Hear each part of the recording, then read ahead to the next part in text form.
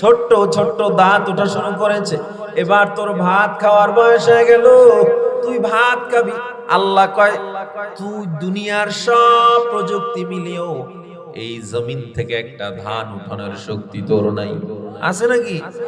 বিজ্ঞানে এত কিছু বানাইছে, একটা ধান তৈরি করতে পারবে, একটা চাউল বানাতে পারবে।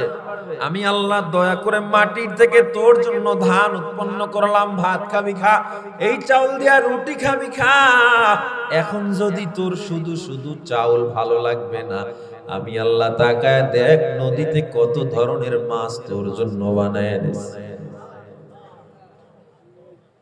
কত ধরনের মাছ, তুই রুই মাছ খা ভালো লাগে না, কাতলা মাছ খা ভালো লাগে না, ইলিশ মাছ খায় দেখ। ইলিশ মাছের মাথায় এক রকমের মজা, লেঞ্জায় আলাদা মজা। ইলিশ মাছের পেটের মাছ এক ধরনের মজা। ইলিশ মাছ